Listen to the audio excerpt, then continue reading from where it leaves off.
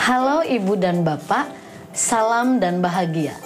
Pada video sebelumnya, Ibu Bapak Guru telah bersama-sama mempelajari metode asesmen. Kali ini, Ibu Bapak akan saya ajak untuk lanjut memahami lebih dalam mengenai format asesmen. Jika Ibu Bapak ingat, bagaimana reaksi murid-murid di kelas saat mendengar kalimat, "Anak-anak, besok kita ulangan ya."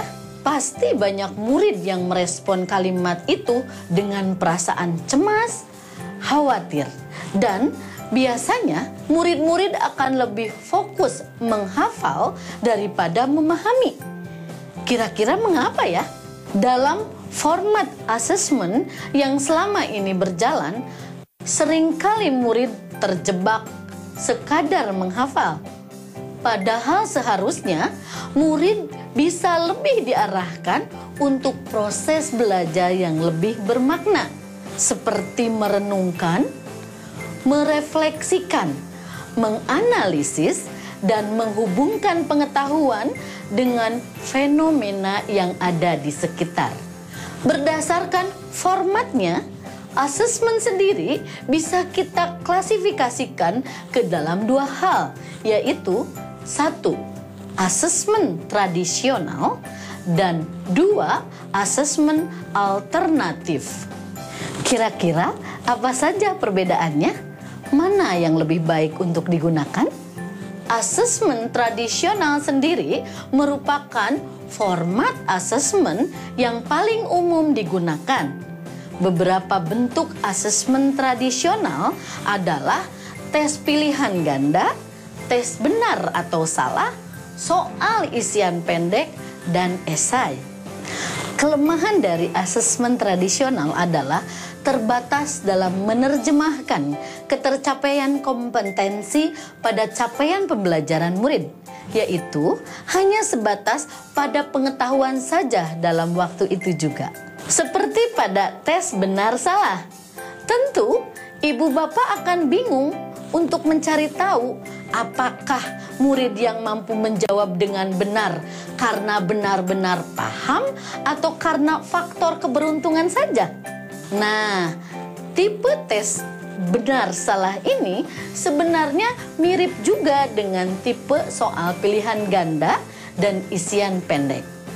Tes benar salah, pilihan ganda, atau isian pendek ini cocok untuk recalling pemahaman murid terkait materi yang sudah diajarkan dengan cepat, tetapi kurang tepat untuk mengukur pemahaman mendalam atas apa yang sudah murid pelajari sebelumnya.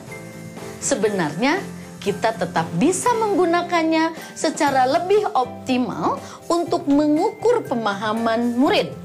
Misalnya, dengan tetap menggunakan pilihan ganda, tetapi bentuk soalnya dibuat lebih panjang dan bisa menggunakan soal-soal yang bersifat analitik. Berikutnya ada tipe tes esai. Secara implementasi, esai sendiri lebih optimal dalam melihat kemajuan belajar murid karena bisa dibuat untuk uji kemampuan analisis, melihat keterkaitan, dan merefleksi murid atas materi yang telah dipelajari sebelumnya. Dalam menerapkan esai sebagai alat asesmen, ibu bapak bisa membuat penilaian secara objektif dengan rubrik seperti yang telah disinggung di video sebelumnya. Berikutnya, kita akan berkenalan dengan format asesmen alternatif dan beberapa alat tes yang bisa kita gunakan. Asesmen alternatif ini sendiri lebih mampu mengakomodir hal-hal yang kurang bisa diukur lewat asesmen tradisional. Beberapa alat asesmen yang bisa digunakan dalam asesmen alternatif adalah tes melalui pertanyaan terbuka, bermain peran, demonstrasi, praktik langsung, eksperimen proyek, dan portofolio.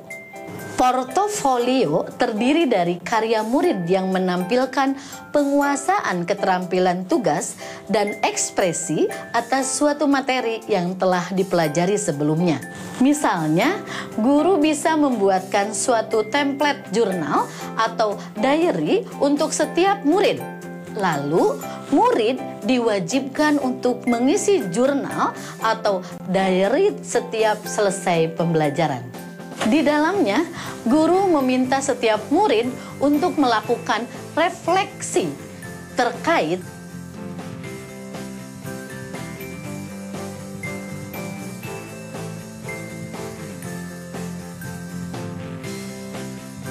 di akhir pembelajaran atau semester.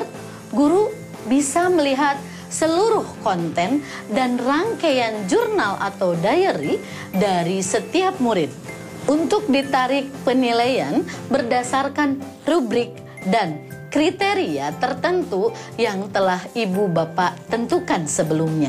Proyek dapat kita definisikan sebagai proses yang mampu menunjukkan kemampuan murid dalam mengolah seluruh pengetahuan yang telah mereka miliki ke dalam suatu hal yang lebih konkret, seperti karya atau kegiatan.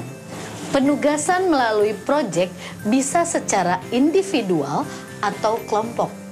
Dalam pembelajaran paradigma baru sendiri, tujuan dari penilaian melalui proyek adalah untuk membuat pembelajaran menjadi lebih kontekstual dan sekaligus untuk mengasah kemampuan pemecahan masalah setiap murid.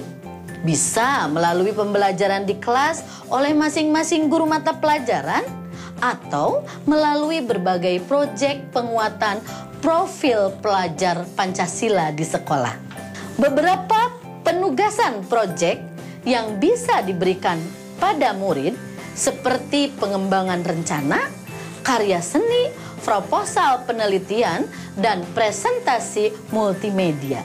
Lalu, di akhir proyek, guru bisa memberikan penilaian secara individu maupun kelompok. Di dalam implementasi format asesmen alternatif, proses belajar murid mesti dilihat dari banyak sisi, bukan semata-mata tahu dan paham pengetahuannya seperti apa, melainkan lebih bisa dikembangkan lagi. Misalnya, mencari tahu kemampuan mengaplikasikan suatu pengetahuan ke dalam kehidupan sehari-hari, refleksi murid terhadap pengetahuan yang telah dipelajari, dan sebagainya. Oleh karenanya, di sisi lain penerapan asesmen alternatif sendiri menuntut komitmen ibu bapak dalam mengevaluasi ketercapaian kompetensi pada capaian pembelajaran setiap murid. Jika kita bandingkan, ibu bapak lebih memilih format asesmen tradisional atau alternatif. Secara umum, tentu sebaiknya kita mampu menggunakan kedua format asesmen sesuai kebutuhan.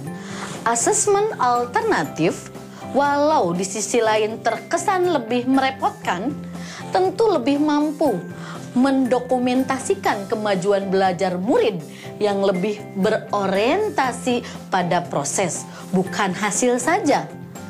Ada penilaian sikap, perilaku, pengaplikasian, pemahaman mendalam, dan aspek lainnya yang lebih menyeluruh dan lengkap. Sedangkan format asesmen tradisional bisa digunakan untuk mengukur kemampuan murid dalam waktu yang relatif singkat. Namun, hanya sebatas kemampuan di level pengetahuan dan pemahaman saja, seperti kuis pilihan ganda setelah pembelajaran atau validasi akhir. Bagaimana Ibu Bapak Guru? Sekarang mestinya sudah lebih siap untuk mulai membuat asesmen yang lebih bermakna bagi murid-murid di sekolah ya. Selamat bekerja Ibu dan Bapak Guru hebat. Salam dan bahagia.